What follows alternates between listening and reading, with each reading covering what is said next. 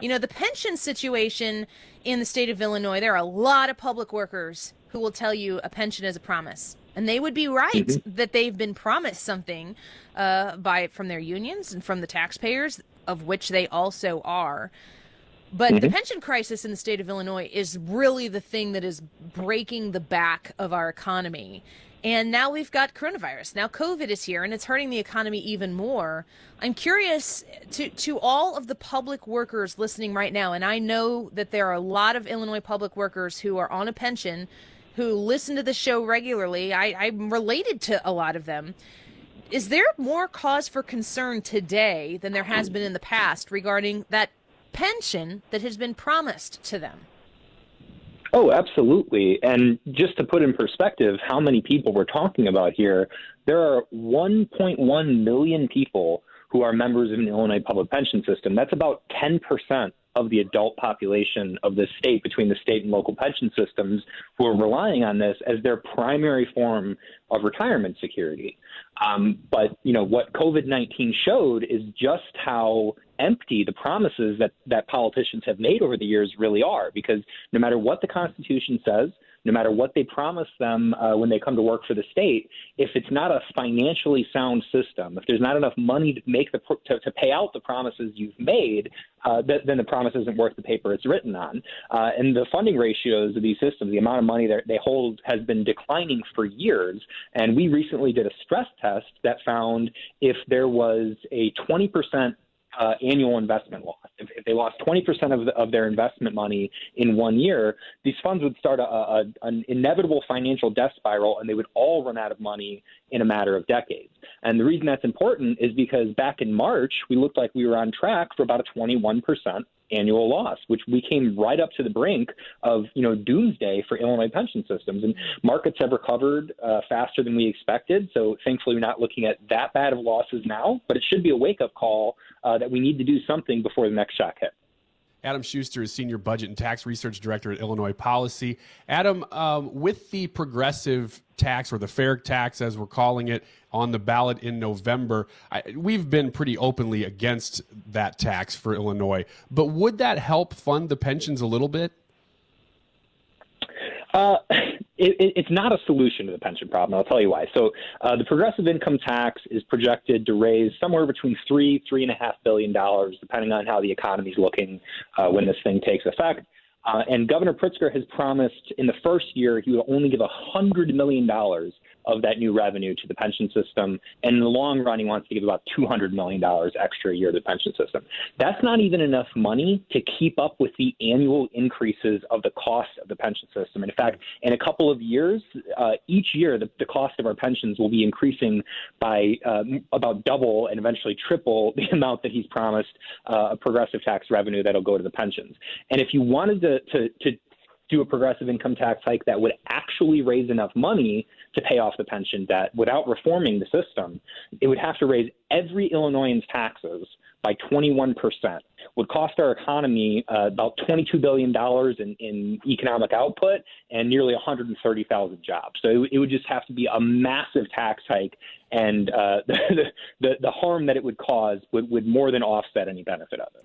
Adam, I want to ask you about these pensioners that are, I cannot stress enough how lazy it is for us as taxpayers in the state of Illinois to allow political parties to define one political party as pro-worker and one political party as anti-worker. That is ridiculous, because the last time I checked, when Illinois raises taxes, they raise taxes on everybody. The income tax goes up on everybody. And there are public workers all over the state that are sick and tired of paying astronomical property taxes. There are public workers all over the state who give of their time to be teachers, to be police officers, to be firefighters, to be city workers, and they are sick and tired of watching their tax dollars go down the proverbial drain, to know that the problem is actually being solved at all. And now they're being told that their retirement is going to come in the form of a pension. I mean, realistically speaking, Adam, be very plain in the way you speak about this. Sure. Could that pension go away? Yes. I mean, if the funds run out of money, you can't pay a pension out of a fund that has no Could money they run in out it. of money? And yeah, they are on the path. I mean, the question at this point is when, not if, these pension funds will collapse.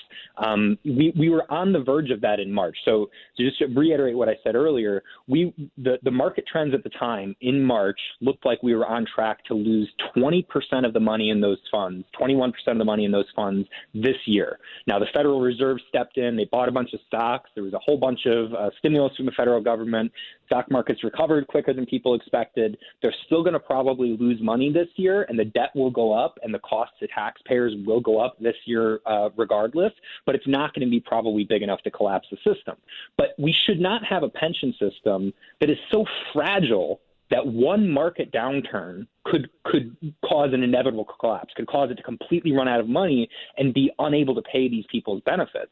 Now, you might be thinking, if you're a retiree who's 80, 85 years old, yeah, it's probably going to be there for you. But if you're someone who's planning to live for more than 20 70? Years, yeah, I mean, if you're 70, this thing could run out of money, and that would be a really bad time to run out of money because now you've got no time to come up with an alternative means of retirement security.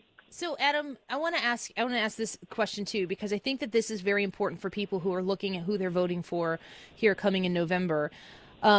If we don't make a change, even if we were to somehow squeak by after this downturn, then we would just be holding our breath till the next downturn. If we don't change course, if we don't make a change to the way we do our pension system, it's futile, right? And is there something that can be done right now? Is there a solution to where we can protect the pensions for these people who have been promised them, to make sure that they don't have to live in financial fear in their senior years? Is there something we can do? Yes, glad you asked.